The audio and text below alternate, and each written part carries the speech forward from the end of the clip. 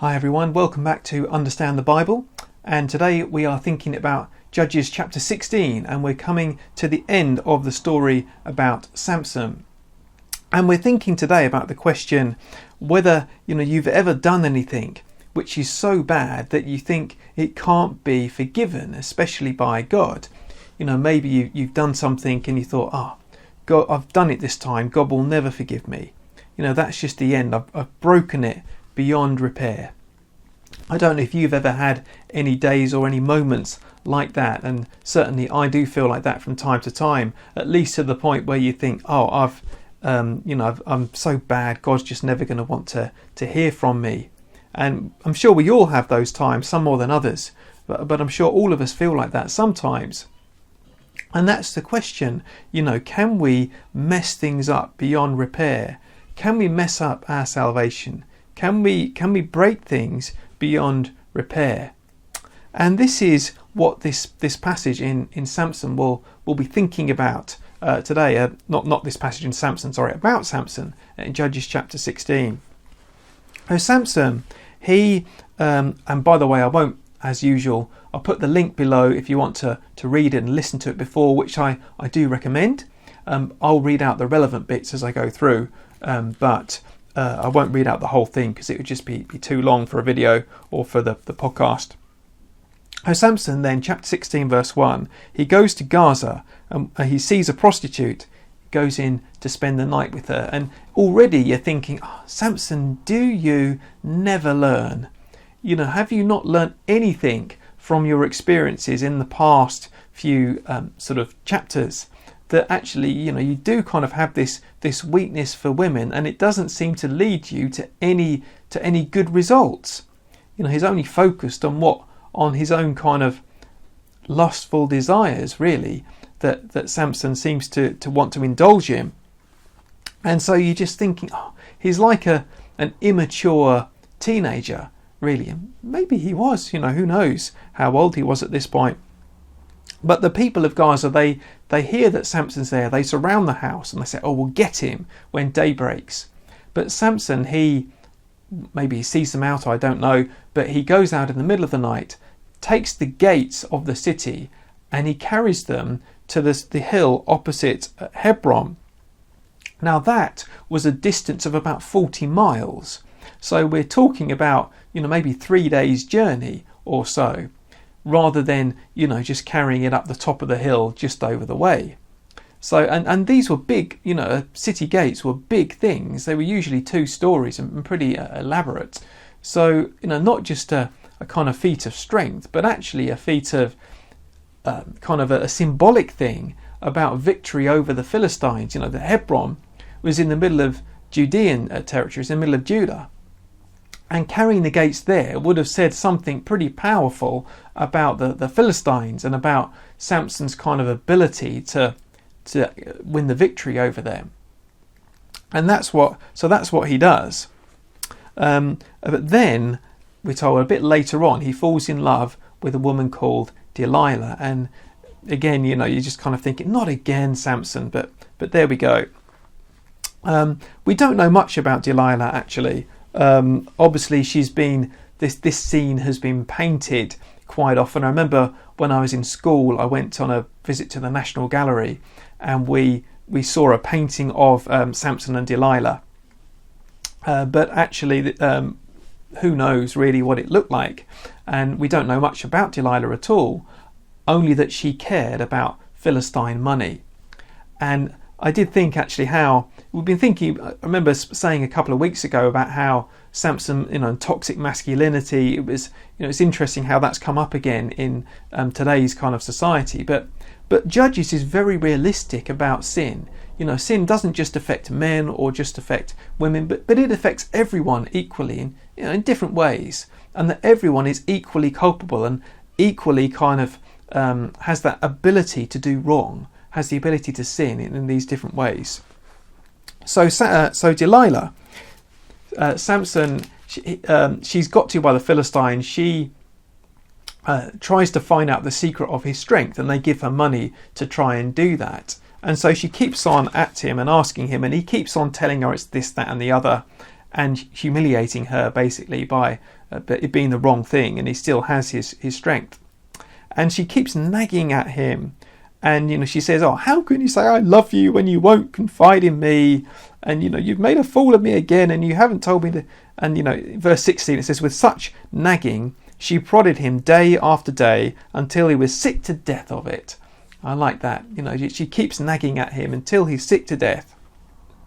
Now Samson, he should have learned from the lesson of his wife, when he was married. That's exactly what happened to her.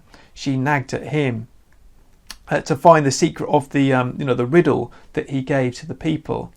And you think, "Oh, Samson, this happened before. Do you not look back and see what is happening again?" But Samson, he doesn't learn. But eventually it catches up with him. He does tell her the secret of his strength. He talks about his hair, how he's been dedicated to God. And then it says Delilah shaves his hair off, or she gets someone to do it. And then when Samson awake in verse 20, he says, "I'll go out before and shake myself free." But he did not know that the Lord had left him. So this time Samson does take it too far. He thinks that his strength is his own to do with as he sees fit, but he didn't know that the Lord had left him. You see, his strength came from God, and that when he thought that the strength belonged to him to do with as he wanted, he didn't realise that actually it had gone. And it's a sin of presumption. It's a bit like the sin of Israel, in fact. Actually, Israel thought, "Oh, we've got the temple, we're the or the tabernacle, we've got the commandments, we're the children of God, God's made us his own people, therefore we can do as we like, we can even worship other gods if we want, because we're safe, we're all right, we don't have to worry." That was what Israel thought, and that's a bit like what Samson was thinking. It's a sin called presumption. And there is a verse actually which deals with just that. 1 Corinthians chapter 10 verse 12, saying, "If anyone thinks they are standing firm, take care lest they fall." And that's the thing. When we think we're standing firm, actually we need to take care, because if we're standing firm on our own strength, then we're not actually standing firm at all. We need to be aware of our weakness and standing in God's strength, aware of our weaknesses and our temptations. If we think we're standing firm, that can be a very dangerous place to be, as Samson found out and as the Israelites found out. They didn't realise that God had left them. And so the Philistines, they seize him, they gouge out his eyes, and they take him to Gaza. And they bind him and put him to work grinding corn, sort of humiliating labour for him. It's ironic that they take him to Gaza as well. That's where we began this chapter, in Gaza, when Samson took the gates of Gaza into Judah. So they take him to Gaza and he's imprisoned there in a kind of ironic twist. But that's not the end of the story. And so what happens is the rulers of the Philistines, they assemble, and they assemble to offer a sacrifice to Dagon, and they want to celebrate and say, "Well, Dagon has delivered Samson into our hands." And they say, "Our God has delivered our enemy into our hands." They praise their God, and they sing kind of praises to Dagon. I think this is very much a battle of the gods going on here. This is very much a battle between Dagon and Yahweh. Not that Dagon actually exists, but rather what people think is happening. And it reminds me actually a bit of the on the 1 Kings chapter 18 with Elijah and the prophets of Baal. I don't know if you know that story. You might like to have a little read of that later if you like. But a battle between the gods, saying who is the real God here? Is it Dagon, who they think has delivered Samson to them? Or is it Yahweh, the God of Israel, who has actually allowed this to happen? Who is the real God? Who is right here? And that is what is going on. And we'll come back to that thought a bit in a moment. Well, Samson, as we see in verse 28, he prays to the Lord, "Remember me, strengthen me just once more, and let me get revenge on the Philistines for my 2 eyes." Did he repent? It sounds like it, doesn't it? It sounds like he's saying, I recognise that my strength is from you. I recognise that I did what was wrong, please, let me have my strength so I can get revenge on these people. He's not thinking in an entirely right way, because he's saying, let me get revenge for my eyes, which is, probably not quite the right way of being thinking, as we've kind of thought about all the way through. He's a very mixed kind of character. But he prays, and that is what happens, that he kind of topples the temple, and it says he killed many more people in his death than when he was alive. So the Philistine, the moment that they thought they had the victory, and their kind of person, the one who had been afflicting them, they got the victory over him, actually turned out to be the moment of their defeat. And through Samson's death, he actually accomplished a greater victory than he ever did when he was alive. And we'll come back to that in just a second as well. But let's just draw a couple of conclusions from this passage as we put it together. What can we think about this? And I'd like to think about a couple of questions. Number one, why does God save? Why does God save? It wasn't because of Samson. I think we can say that Samson did not do anything to deserve it. All the way through, we've seen that he just did his own thing, really. He didn't care very much about what was right. He didn't care very much about God's purposes. It wasn't because Samson was good and was worthy, and it was because of his goodness that God did it. But it was because of God's name. Let me read you a little bit about what God says about his name. 1 Samuel chapter 12 and verse 22, just a little bit further on in the story. For the sake of his great name, the Lord will not reject his people, because the Lord was pleased to make you his own. And then again in Ezekiel chapter 36, verses 22 to 23. Therefore say to the Israelites, this is what the sovereign Lord says.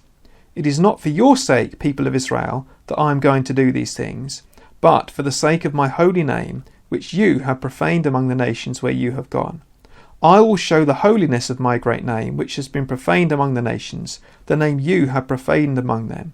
Then the nations will know that I am the Lord, declares the sovereign Lord, when I am proved holy through you before their eyes. So God says, look, it's not because of your goodness or your greatness, but because of my great name. I've made a promise, and my whole reputation depends on it.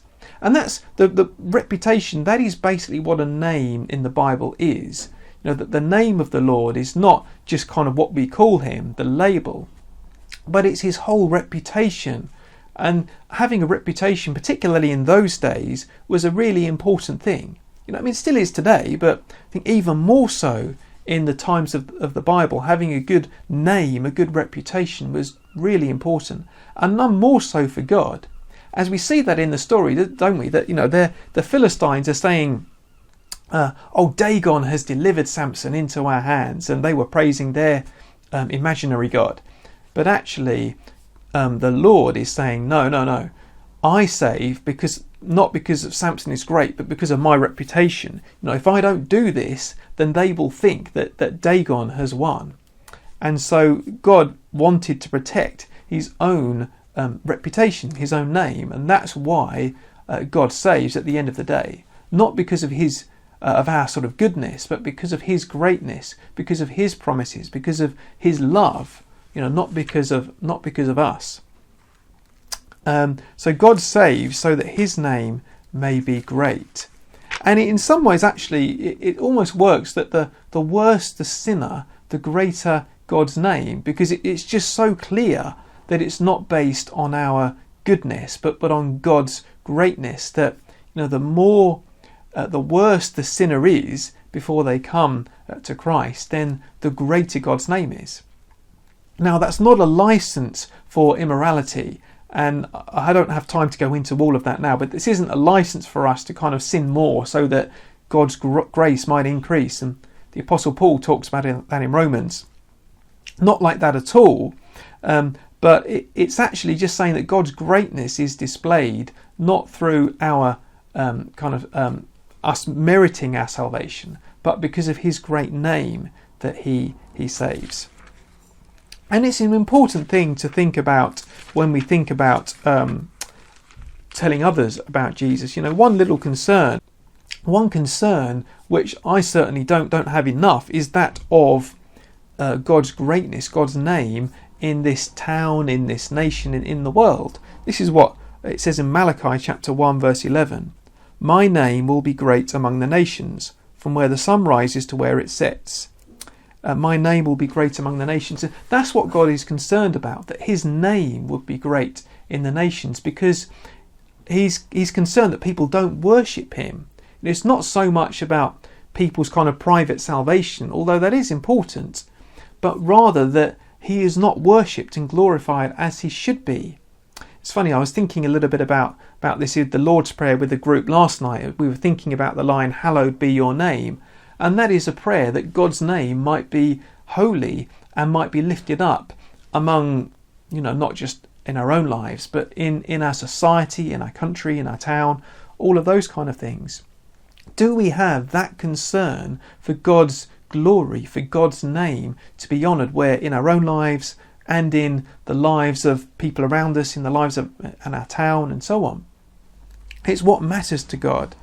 Once, I think John Piper said, mission exists because worship doesn't. And that's the thing that we're supposed to be. We're made to worship God. We're meant to be lifting up his name and praising him as the one who made everything and who made us, gives us every good thing. And yet when that doesn't happen, that God cares about that, and it's important.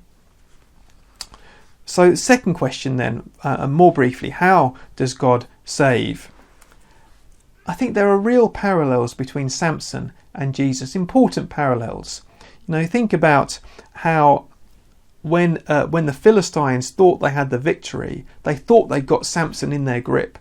Actually, it was their moment of defeat. And it was through Samson's death that at the end of the victory over them was accomplished.